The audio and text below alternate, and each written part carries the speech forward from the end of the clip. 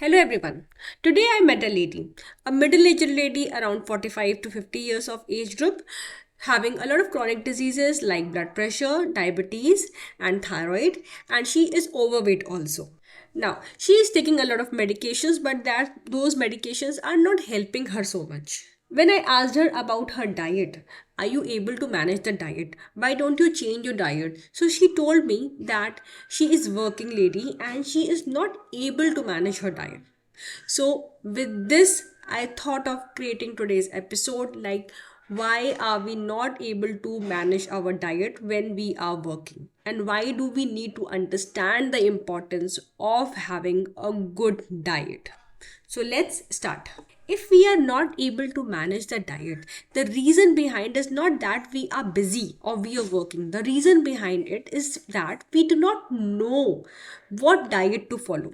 Simply हम क्या बोल देते हैं कि हम तो 2 रोटी खाते हैं, हम थोड़ा सा चावल खाते हैं, हम दाल खाते हैं, सब्जी खाते हैं. This is not the correct way of having the diet. अगर हम दिन भर काम कर रहे हैं, ऑफिस भी जा रहे हैं, घर भी देख रहे हैं, बाहर भी जाना है, बच्चों को भी देखना है, we need energy for that. As we age up the metabolism of the body goes down. Then with a lot of stress, further there is a lot of changes on the metabolism, and if we are not maintaining a good diet, then the gut issues will develop, gut inflammation will develop, which will ultimately lead us to a lot of chronic diseases जो generally condition में होता है, normal population में होता है कि अगर हम डाइट ठीक से नहीं खाते हैं, प्रॉपर डाइट नहीं लेते हैं, तो हमें बहुत सारी क्रॉनिक डिजीजेज होती हैं और फिर हम सोचते हैं कि ये तो एज के कारण है. ये एज के कारण नहीं है, ये हमारे रॉन्ग ईटिंग हैबिट्स के कारण है. सो सबसे पहली बात, हमें प्रोटीन अपनी डाइट में बढ़ानी है. ये बात आप सब लोग समझ लीजिए. प्रोटीन डाइट में बढ़ानी है. प्रोटीन डाइट में बढ़ाने का मतलब ये नहीं होती कि 1 कटोरी दाल पी ली. 1 कटोरी दाल पी लेने से प्रोटीन इनटेक नहीं बढ़ जाता है. उसके लिए आपका ध्यान रखना है कि आपको सुबह का ब्रेकफास्ट प्रोटीन रिच लेना है. प्रोटीन रिच के लिए आप मूंग की दाल का चीला बना लीजिए, आप मूंग की दाल को सैलड्स के फॉर्म में ले लीजिए, आप इडली या डोसे का बैटर तैयार कर रखिए, आप इडली या डोसा बना लीजिए. आप इसके अलावा आप स्प्राउट्स ले लीजिए. अगर इतना भी टाइम नहीं है आपके पास तो एक अच्छा सा प्रोटीन पाउडर मार्केट से खरीदें और डेली एक प्रोटीन शेक बना के पी लें. उसमें आप बहुत सारे नट्स और सीड्स डाल सकते हैं. इसके अलावा सिर्फ एक टाइप का ग्रेन हमेशा कंज्यूम ना करें. जनरली हमारी इंडियन फैमिलीज में हम सिर्फ वीट कंज्यूम करते हैं. सिर्फ वीट कंज्यूम नहीं करना है. कभी आप बेसन ले लीजिए, बेसन की रोटी, कभी ज्वार की, कभी रागी की, कभी बाजरा की और कभी वीट की. तो एक कॉम्बिनेशन हमेशा आपको लेना चाहिए सो दैट आपके गट में एवरी टाइप ऑफ बैक्टीरियाज जो है वो हो सके. फिर इसके अलावा आप एक समय पे सिर्फ एक ग्रेन खाएं तो मल्टी ग्रेन आटे की प्रैक्टिस बहुत अच्छी नहीं होती. उसको डाइजेस्ट करना गट को मुश्किल होता है. और जिनको डाइजेशन इश्यूज ऑलरेडी हैं या इन्फ्लेमेटरी इश्यूज हैं, क्रॉनिक डिजीजेज हैं, उनमें गट हेल्थ ऑलरेडी कॉम्प्रोमाइज्ड है. अगर आप मल्टी ग्रेन लेते हैं तो आपके गट को बहुत ज़्यादा वर्क करना पड़ता है उस ग्रेन को डाइजेस्ट करने के लिए. इसके अलावा जितना आप दाल ले रहे हैं, मतलब 1 कटोरी दाल लीजिए, 1 कटोरी सब्जी लीजिए, 1 कटोरी सैलेड लीजिए और 1 कटोरी के नहीं नाप से आप राइस लीजिए.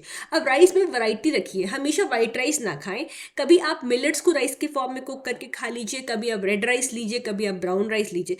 Eating only one type of rice is also not a good practice because उसका ग्लाइसेमिक इंडेक्स ज़्यादा होता है. अगर आप सिर्फ वाइट राइस खाते हैं तो आपके गट में इन्फेक्शन होने की चांसेस बढ़ जाती हैं because white rice means increase of blood sugar level. That means your gut is feeding the fungal infections. तो आपकी इन्फेक्शंस बढ़ेंगे, आपकी इम्यूनिटी कॉम्प्रोमाइज होगी.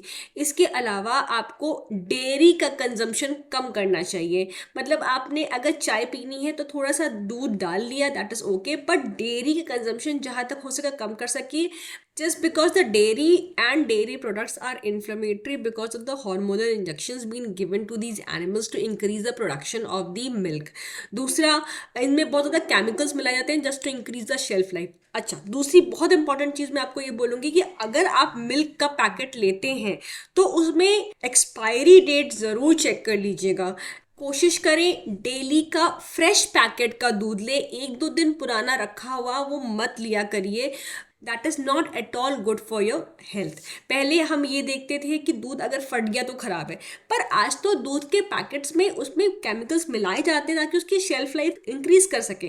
तो ये कह देना कि अगर दूध नहीं फट रहा है तो वो ठीक है, वो सही कंसेप्ट आज की डेट में नहीं है। अगर आप फ्रेश दूध जाके गाय का भैंस का निकलवा रहे हैं तो एक इस कंसेप्ट को अप्लाई कर सकते हैं, अदरवाइज आप दूध के फटने के कंसेप्ट को बिल्कुल भी आज की डेट में अप्लाई मत कीजिएगा। इवन दही, पनीर, छाछ भी उन लोगों को अवॉइड करनी चाहिए जिनकी गट हेल्थ कॉम्प्रोमाइज्ड है। सो अगर आपको एसिडिटी, ब्लोटिंग, कॉन्स्टिपेशन इन सब की रेगुलर इशू बनी रहती है, देन आई थिंक आप खासकर इस चीज़ पे वर्क करिए कि आप अपना किसी भी तरह से डेयरी कंजम्पशन खत्म करिए। You will see a lot of relief in your gut health. इसके अलावा रात का डिनर वो सबसे हल्का रखिए। जैसे आपने खिचड़ी बना के खा ली, या एक रोटी और सब्जी ले ली, या सिर्फ दाल और राइस ले लिया, और खाना अपना अर्ली खा लीजिए। 7 साढ़े 7 तक अपना डिनर फिनिश कर लीजिए ताकि आप 10 बजे तक सोने जा सकें। खाना खाने के तुरंत बाद सोना एक अच्छी प्रैक्टिस नहीं है, अदरवाइज आपका गट डाइजेस्ट करने में ही लगा रहेगा और स्लीप आपकी प्रॉपर नहीं होगी, स्लीप आपकी अफेक्टेड होगी। जो लोग खाना खाने के बाद तुरंत चले आते हैं सोने के लिए, उनको बहुत देर तक एक तो नींद नहीं आती, अगर नींद आ भी जाती है तो फिर वो नींद डिस्टर्ब रहती है, या अगर आप सुबह सो के उठेंगे तो आपको भारीपन सा लगेगा, आपको भूख नहीं लगेगी, आपका कॉन्स्टिपेशन की इश्यूज डेवलप होती जाएंगी धीरे धीरे। तो ये एक अपनी एक अच्छी प्रैक्टिस बनाइए कि सोने से 1.5-2 घंटे पहले आपने अपना डिनर फिनिश कर लिया है, so that your gut can now function to heal itself. आप गट को हील कर सके, आपके बॉडी के सेल्स खुद को हील कर सके। अगर गट आपका खाना ही डाइजेस्ट करता रहेगा तो खुद को हील कब करेगा, और इसीलिए बहुत सारे हेल्थ इश्यूज डेवलप होते हैं। Start practising intermittent fasting. रात का खाना 7 साढ़े 7 तक खा लें, फिर अगले दिन सुबह आप अपना first thing to have around 7 या 8 के बीच में ले, ताकि 12 घंटे की एटलीस्ट आपने एक इंटरमिटेंट फास्टिंग कर ली है। इसके अलावा डिटॉक्स जूस ज़रूर लेने की हैबिट डालें। सुबह उठ करके detox juice 90% of the veggies and 10% of the fruits डाल करके एक अच्छा सा डिटॉक्स जूस बनाइए। सुबह सुबह खाली पेट लीजिए। अगर सर्दियों के मौसम में जूस नहीं पिया जा रहा है तो जूस आप शाम को कभी पी सकते हैं, और सुबह आप एक अच्छी सी इंडियन स्पाइसेस या हर्ब्स को मिला करके चाय बनाएं। जैसे आपने काली मिर्च मिला ली, आपने धनिया मिला लिया, आपने अदरक मिला लिया, आपने नीम की पत्ती, करी की पत्ती, टर्मरिक, ये सब मिला करके अच्छा सा कॉन्कॉक्शन बना करके आप सुबह सुबह लें। इससे आपका मेटाबॉलिज्म भी बूस्ट होगा, टॉक्सिन्स फ्लश आउट करेंगे बॉडी से, आपकी गट हेल्थ इंप्रूव होगी और साथ में आपकी इम्यूनिटी बूस्ट करेगी। So this was all about this episode. I think it is informative. आप प्लीज़ कमेंट सेक्शन में कमेंट करके हमें ज़रूर बताएं कि आपको ये एपिसोड कैसा लगा, और आप और किन चीज़ों के बारे में जानना चाहते हैं, आपके किसी डिजीज़, किसी हेल्थ इश्यूज़ के बारे में, हम उस पर भी आपको ज़रूर एक एपिसोड बनाएंगे। And please share and subscribe to our channel, और अपने सारे फ्रेंड्स एंड फैमिली से इसको शेयर कीजिए, और खासकर उन लोगों से शेयर कीजिए जो वर्किंग हैं और अपनी डाइट को मैनेज नहीं कर पा रहे हैं। See you then in another episode of tea time and gossip with me, doctor Aparna.